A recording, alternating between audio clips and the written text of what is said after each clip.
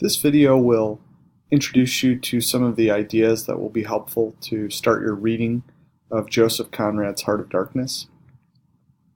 The first thing you should know is that this novel was published the same year as Rudyard Kipling's White Man's Burden. The first stanza of the poem is as follows. Take up the white man's burden, send forth the best ye breed.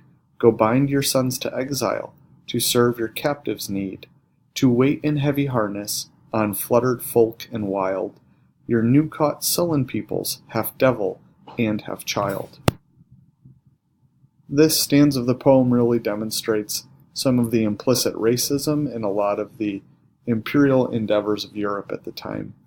This was actually written for an American audience when they were taking over control of the Philippines, but the idea still follows. Rudyard Kipling was an Englishman, and what you see here, especially in the beginning, is that they are sending forth the best that England has to offer.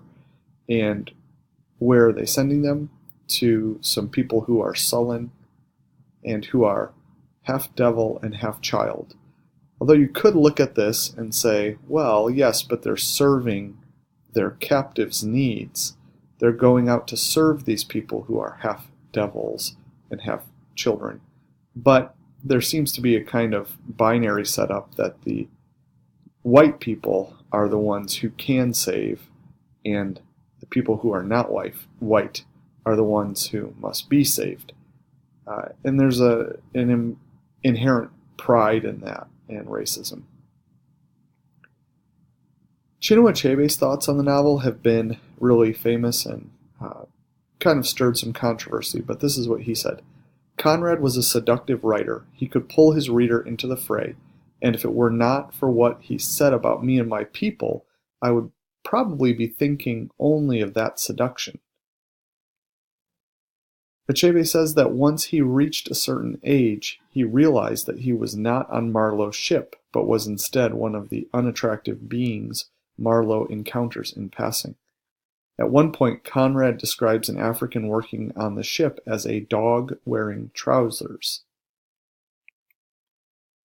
The language of description of the people in Heart of Darkness is inappropriate, says Achebe. I realized how terribly, terribly wrong it was to portray my people, any people, from that attitude. Though Achebe dislikes Conrad's description of Africans, he does not feel that Heart of Darkness should be banned. Those who want to go on enjoying the presentation of some people in this way, they are welcome to go ahead. The book is there.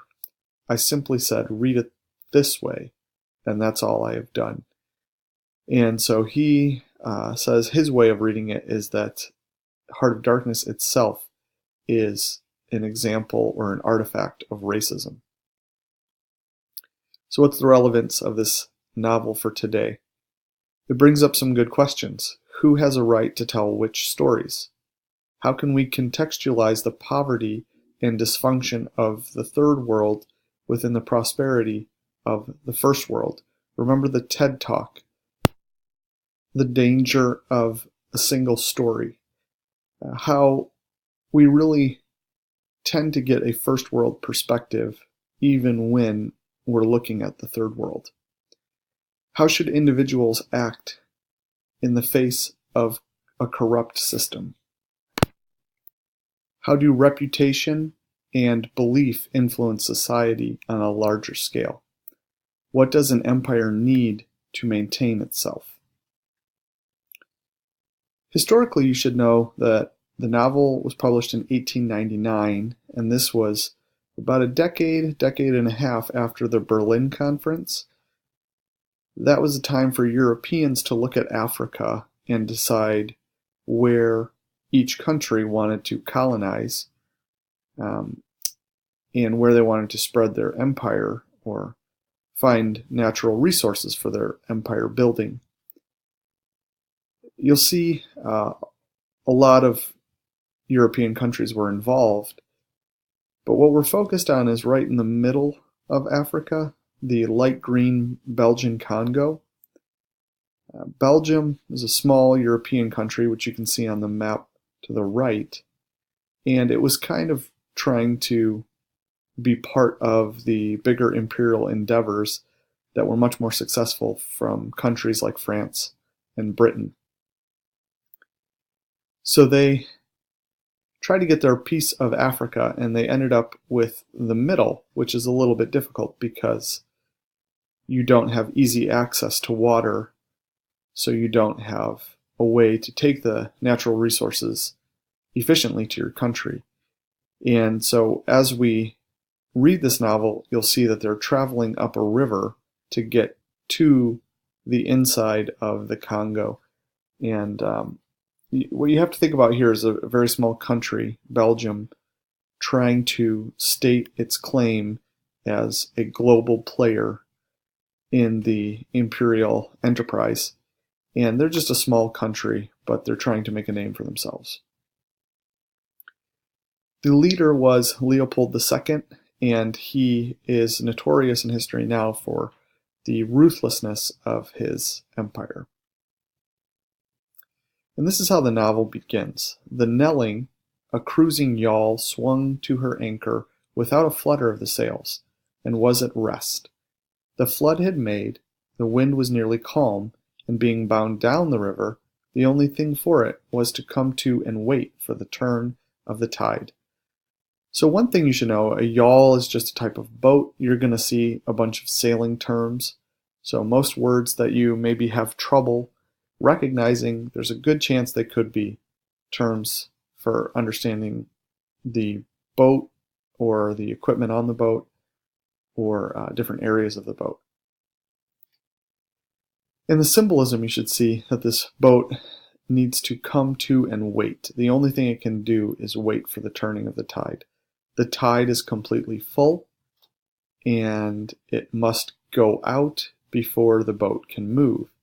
A lot of other things about the mood in this scene are also suggesting this kind of static nature. The boat swings to her anchor, the sails are not fluttering, and everything is at rest. What this kind of suggests is a lack of progress.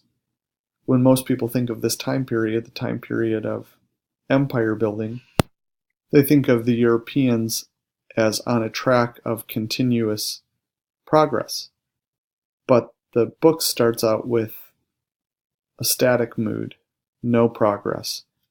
And this kind of calls into question some of the beliefs of modernism that the world is on a steady track of getting better.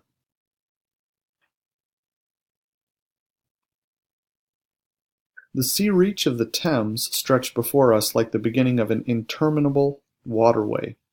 In the offing, the sea and the sky were welded together without a joint, and in the luminous space, the tan sails of the barges drifting up with the tide seemed to stand still in red clusters of canvas sharply peaked with gleams of varnished spirits.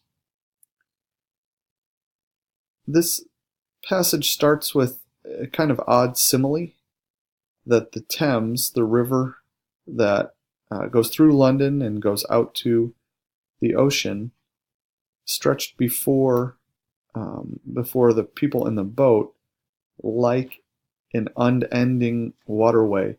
What's kind of ironic about this simile is that that is what the Thames really is. The ocean is a waterway that doesn't really have an end.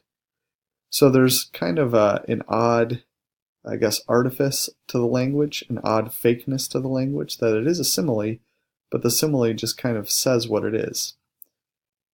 But also to think about the importance of this river. The Thames was the way for the heart of the empire, London, to go out, send things out, and receive things from the rest of the empire.